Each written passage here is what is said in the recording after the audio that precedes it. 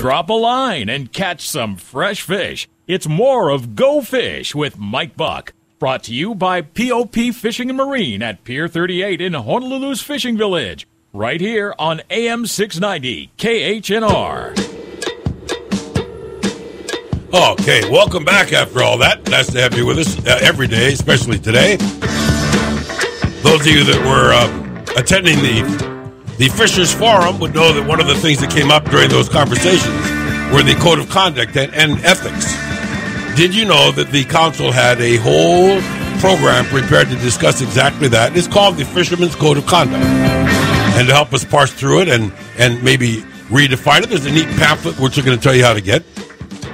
But it's all about sharing, and we're going to share this time with two friends from the council joining us today, and they're going to wear different hats than normal. One is Charley. He's been here recently. He's the Indigenous coordinator for the council. Aloha, Charley. Nice to see you again. Aloha, Mike. And also Craig Severence. We haven't talked to Craig for a while because he's a neighbor islander brought in specially for this meeting today. And he is, in addition to many things that he does, he's on the council's Scientific and Statistical Committee. And a big supporter of the council, and of course a big player on the Big Island. Hi, Craig. Nice to see you again. Aloha, Mike. Aloha nice to be back. You know, we have had a lot of stories in the news, Charley, and since you're the Indigenous coordinator, we've had some things that are somewhat less than pleasant. I mean, there's been some real confrontations between fishermen, and there's all kinds of things that we're going to be talking about that. But it seems like if they'd have been Pono and looking at this code of conduct, they would have been okay with this. We need to address that, right? I mean, is it just so many of us? Is that the deal? You know, I think there's a lot of conflicts that arise out of, you know, I think one of the ways that you deal with the conflict is you talk to each other, right, before it rises to the level of conflict. And this code of conduct kind of gives you a general way that we would expect people to behave when they're fishing.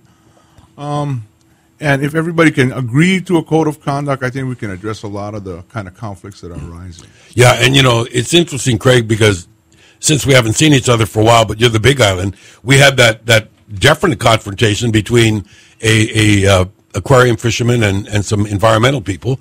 Probably could have been avoided, and it turned kind of borderline ugly. So it is important to look at these things. It's very important to look at these things, and it's also important for people to kind of respect each other and get to understand each other instead of just relying on the stereotypes they hear about different kinds of people and the ways different kinds of people fish. Well, one thing I can tell you that I became familiar with, and this may be interesting from your statistical gathering hat for a minute, and that is garbage in, garbage out. If we don't tell the truth about the surveys, and Charley and I have discussed this before, that if somebody wants to know how many mullet you catch or how many more you catch or what you do or what you tag, if you tell them bogus comes out, and you may end up with a regulation or some sort of a limit or restriction that you probably wouldn't get if you told the truth. That's very true. Isn't that funny? That's funny, and it comes about in these stock assessments when we have underreporting. So the beginning biomass that is estimated to be reduced by any controls or regulations, that if that biomass is smaller because people aren't fully reporting, then the quota's going to be smaller. Yeah, Charley, we talked about that. If a guy says I catch 3 ahi a year and he really catches 18, he's going to be quoted with 3. Yeah, and if you told 18, he might have been able to get 9 or something, something. Right. But you see, what I want to do today, and I know that it may sound sophomoric to both of you and to me, because I know these 9 codes. I think we should go through them and maybe sort of look how they interrelate with each other. And the first comes it right up your kuleana, Charley, and that's respecting nature. Respect nature and your place in it. That's real important. It also makes it your responsibility to learn something about it, you know. These codes of conduct came out of when we did the Ahamoku initiative, and part of that traditional way of doing it was to have a code of conduct. And it's really, you know, the old way was, that's not how we do it here. Mm-hmm. This is what we do here. It's kind of a code of conduct. It's the way that you deal with being out in nature. And I think... But see, that was kind of passed along, though. That was kind of passed on from generation to generation, and it still is. It still is. Now look at how interesting it is, because we're looking at going back to those rocketing back to the future. You know, in the old Hawaiians, they had a pretty good idea of quotas and limits and seasons and all of that stuff. Right. Isn't that what this is? Yeah, respecting nature. Respecting nature. You know, the old style was you harvest the abundance and you conserve the scarcity, right? And everything is seasonal. Sounds so simple, huh? Yeah. Everything is seasonal and things pulse through nature, and so if you harvest the abundance and you conserve the scarcity, you can have a better, more abundance. You know, Craig, when it comes time to Charley, obviously be a native practitioner, not all of us are native practitioners, but some of us kind of figure that out as we come along. And I guess maybe your island, in some respects, the Big Island, is the best proving ground for a lot of these things that we're talking about. For instance, what Charley was talking about in, take the abundance and preserve the scarcity. You know, that doesn't that sort of fold into your other hat, the statistical end of things? It does, and it can fold in a way that if you're going to respect nature and you're going to respect your place in it, you're always thinking about the condition of the resource. And a lot of fishermen do that. Obviously, the Hawaiians did, and they did it very successfully because they sustained a larger population on the Big Island, primarily with fish for protein, back before the Europeans came, than we have now. I wonder, because the Big Island's the newest, right?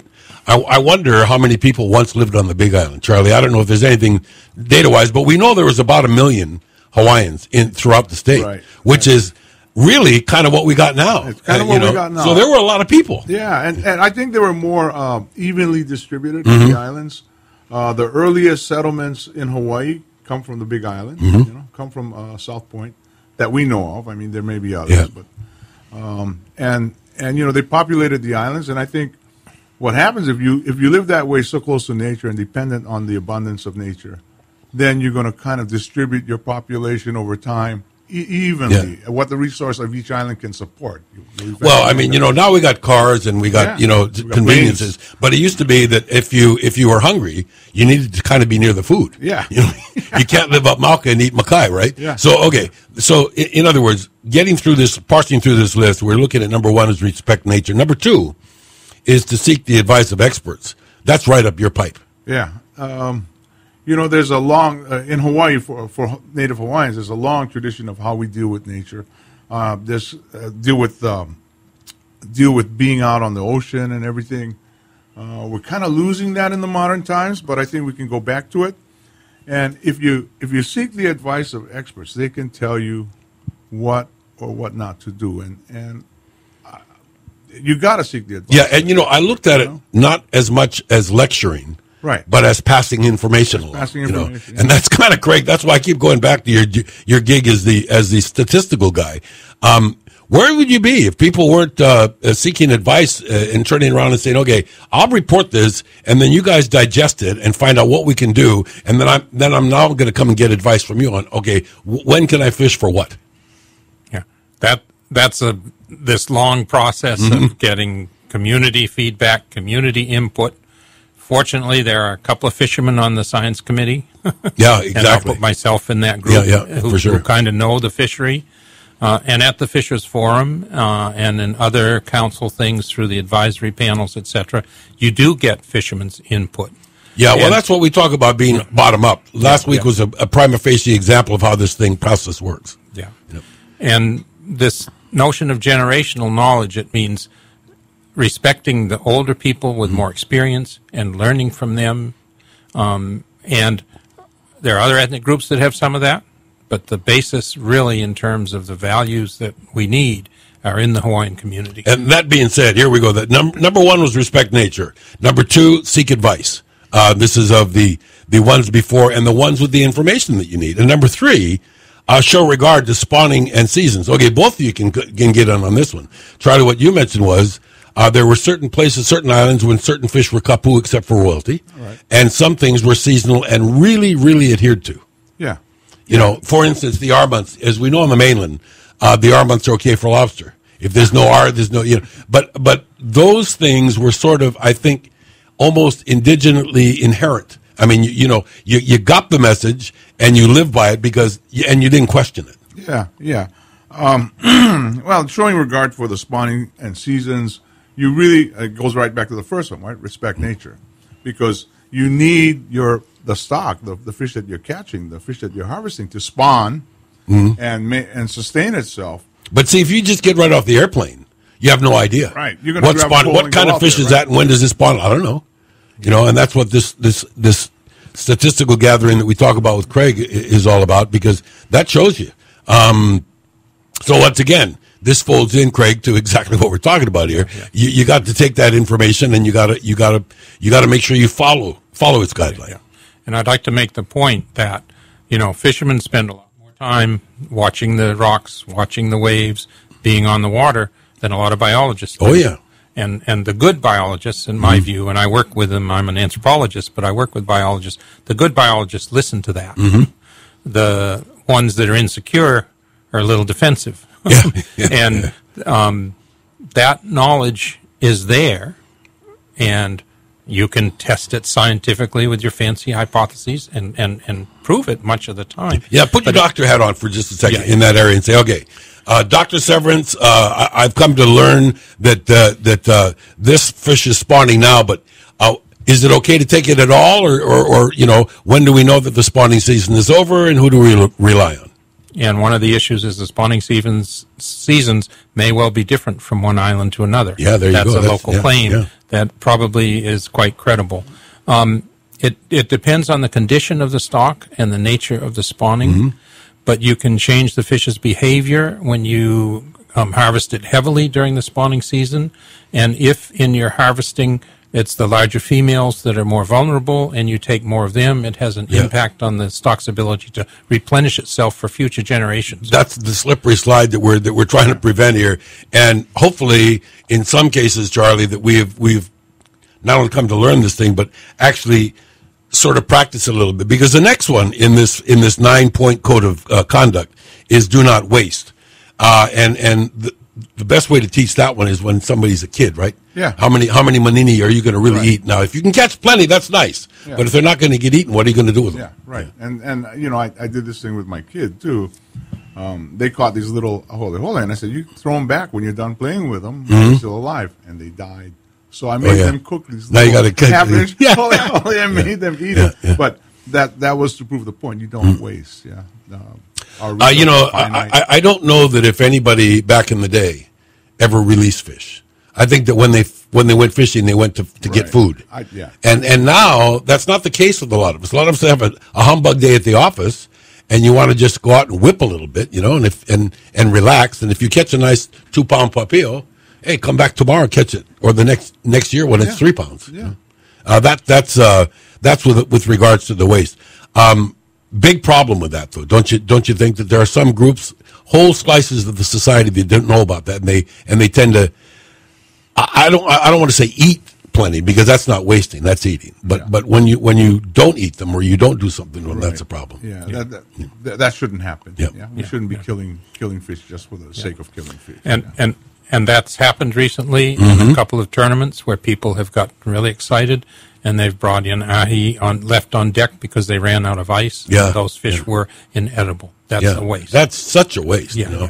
And I do know that there's been a big shift on your island. A lot of the skippers now really are releasing a lot more fish, especially billfish, than ever before. And that, you know, it's not to say that they can't get $1 or $2 or $3 a pound, but they realize the value of the resource is bigger than the dollars for that day. I don't know if that's true or not, but I hope it is. With a number of the Kona captains fishing out of Honokahau, that is clearly true. And the good ones can tell by the condition of the marlin whether it's likely to live or not. What we don't know scientifically is whether you release fish willy-nilly, how many of them survive. Yeah, and then there's also the argument, wait a minute. What are the breeders? What are the sides that have the babies? Are the big ones power breeding? If so, we better take them out of the water. If the little ones are not breeding yet, we got to let them go. And the ones in the middle that are breeding, we shouldn't take them either. Then what do we do? Yeah, it's a dilemma, right? Yeah, we try to deal with that in different ways, but I think every species is different. You know, you have moi where when they're small, they're all male, and then when they get big to the full moi size, they're female. right? So you have all of these males running around, and then the females are the larger size. We always like to take the largest size. Of course. But if we take all the large females, then what's going to happen to our spawning stock, right? Yeah, and that's, by the way, is one of the things that a lot of people learned at the forum last week, and that was the kumu and the uhu and stuff have definite sizes that you got to be watching. Now, this next one in this 9-point code of conduct that we're talking about is keep safe. Now, I don't know quite why that's in there. So, since you guys put it together, why is that in there? What does it mean? What it means is we want people to enjoy the resource and not get injured, not get hurt while they're out fishing or diving. So keep safe. Take the advice of the people that are there. If they say don't go in the ocean, it'd be a good idea not to go in the ocean. Hey, I'll tell you another one.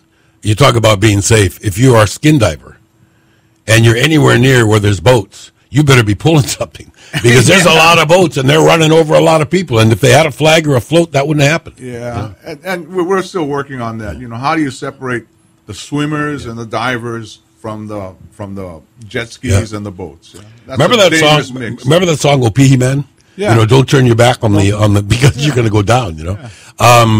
I'm not sure. Here on Oahu, we got a traffic jam everywhere, Craig, but there must be similar situations there. I'd ask you the same question. Why do you think that keep safe got interjected right in the middle of this code? I think it also means it's not just safety for yourself, but it's safety for others. And it means treating other people who are fishing near you respectfully, not crowding in on them, and especially not pushing a troll boat into a bunch of Palauahi guys who are drifting on their chutes. And we've seen that happen. But it also means respect for the property and fishing gear of other people. Yeah, and by the way, speaking about that troll thing, it's also really obnoxious if you get too close to the stern of a boat that's pulling lines. Because some of us, we tend to have that center rigger way behind the boat. Yeah. And you say, what's that little splashing? Duh, it's my lure. Okay, so that's sort of the middle of this group of 9. Keep safe. Next is obey fishing laws and rules. And it is with great pride I know that the council is a body that is really giving a lot of input, like bottom up we're talking about, into what these laws and rules are. So therefore they're important. Yeah, and we hope that these laws are good. The regulations are good. They're based on science. They're based on what we know from the communities that are there. And we want to make fishing laws that allow everyone the same opportunity to fish and to be in the ocean, to enjoy our resources that we have here. That being said, and Craig, back on the Big Island, going back to this thing, I talked earlier about how they were looking at the tropical fishery on the Kona Coast. Yeah. And is it sustainable? And are there rules and laws? And if there are, if you follow them, we should have a continued value out of the resource. Yeah, they have the special fishery management areas that are like a marine protected area. They seem to be working. It seems to vary a bit from species to species, but it certainly looks sustainable. But I want to make another comment on these fishing laws and rules, because this code is also for the other parts of the council region. Yeah, and that's very important, by the way. Yeah, and talk about that. Apparently, we can learn some lessons from them because they're a little stricter than we are, and they're less forgiving if you do something wrong. Well, especially in Samoa, where exactly, where if you violate a village chief, you better get out of town. You can be fined. You can be punished, and they do have village special management areas now, and that seems to be working. But all of them have these set of rules, and some of them, like here in Hawaii, are written in very great detail with special rules for special places. And the booklet is not always that easy to read. Yeah. From what I understand, you quite often in some of these areas have to request and receive permission. I mean, you can't just, because you're in a boat, can't go over there and catch some fish without saying, am I allowed to fish over here? Yeah, that's correct for American Samoa. Yeah, and to a lesser degree in some parts of Saipan and the Commonwealth of the Northern Marianas. Yeah, so that's why this code, by the way, is not just for those of you on this island or wherever you may be listening. It's pretty much Pacific-wide. Yeah, and to talk about that, we're translating the code into other languages right now for our island people. So we have the code has been translated into Chamorro, Chuckies, Marshallese, so that we can kind of hit off. At the front, we said we talked about conflicts. Yeah. Kind of hit off that conflict to get so that there's a code of conduct written in their language to make it easy to understand. And I think one of the things that we learned in trying to translate is some of this stuff doesn't translate. I was going to say, easily. I don't know if it's apples to apples and oranges to oranges. Yeah, in some cultures, things they just look at things differently than we do. Yeah. That's why this next one is important. Proper gear and techniques. I don't know how many times we've tried to emphasize that on different parts of this show, but my goodness, if you're using the wrong gear, you end up with unintended consequences, and they're not acceptable. Expand on that a little bit, both of you. First of all, you, Charlie. I think, one of the most extreme example that you can think of is, we don't allow dynamiting or poisoning, right? And even or Clorox, or chlorine, and or even whatever. in traditional culture, there was techniques to poison fish, using plant material. So that's a gear that we don't allow now, and the proper gear ensures that there's a safe experience for you, and it helps to conserve that stock of fish that you're fishing on. So use the proper gear. It's been tested. It's best for that species that you're trying to harvest. Maybe, Craig, we talk about that. I talk more and more people are releasing fish on the Big Island, especially the charter guys. And I do know that the restrictions on the longline fleet and their type of gear is really, really monitored. And it seems like maybe we're heading at that into the general public. We need to start checking the way people are fishing, not just what they're catching.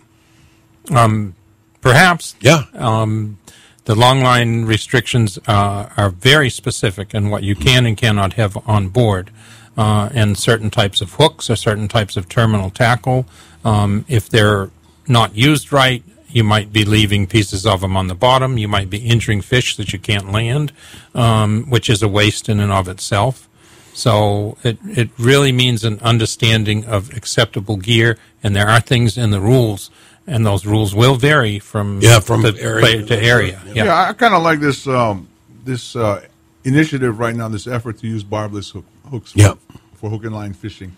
I think that works really good. Your hook doesn't get stuck in the animal with the barb. Because you have a decision to make. We all have when we bring that fish up, whether it's on shore or in a boat, we have a decision to make. Is it a keeper? Yeah. Am I going to let this guy go? Yeah. And how easy will it be, depending on the gear I'm using? Right? Yeah. Okay, here's one that I really think is important. One of my pet peeves is people that roll up to boat ramps in the middle of the night with home rubbish, and they put them in the dumpsters that are there for the boats.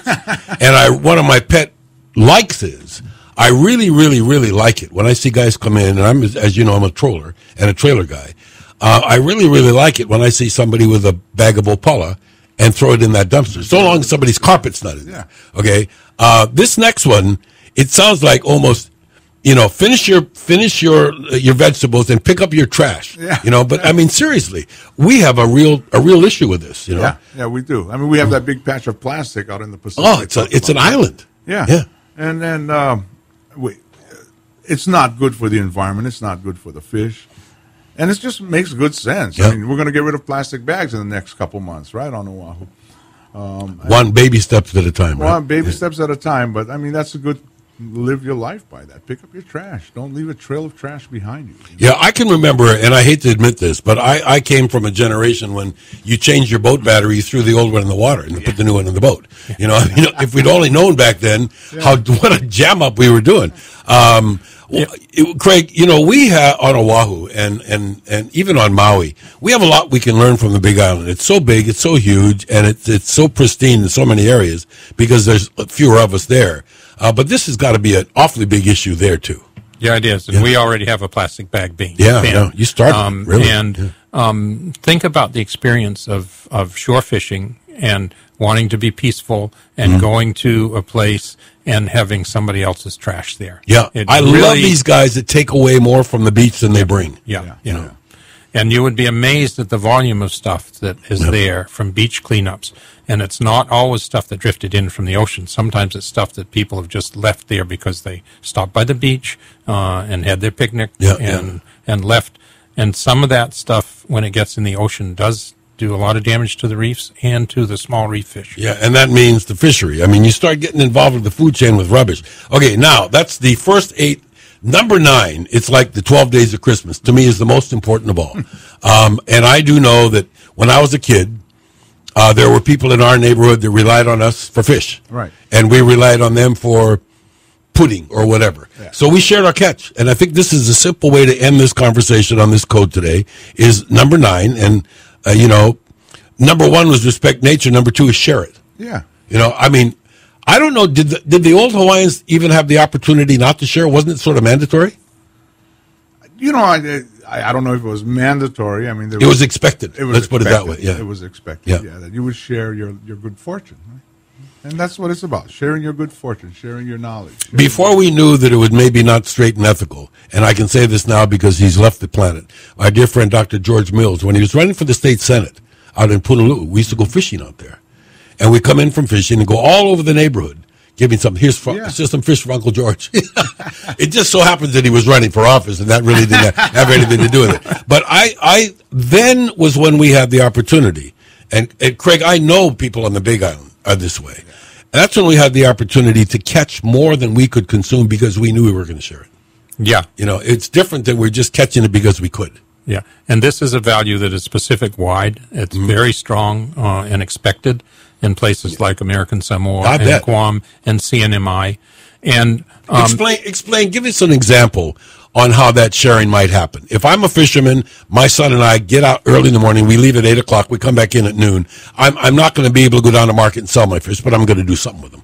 Yeah, you think about the people you care about, and this can be family, it can be friends, it can even be people that you don't know that well, but you're expressing generosity, and you're actually creating a kind of a social tie and social bond with them, and it's that sharing that brings people together. And here in Hawaii, what seems to be remarkable about it from an anthropological perspective is it really crosses ethnic groups. Yeah. And it brings ethnic groups, people from different ethnic groups together. Yeah, and I like that. I like that. Of all these rules, that to me is the one that comes kind of naturally. I don't know if I'm an automatic sharer, but the only thing that I don't like, and you can answer this, but Craig can answer this too.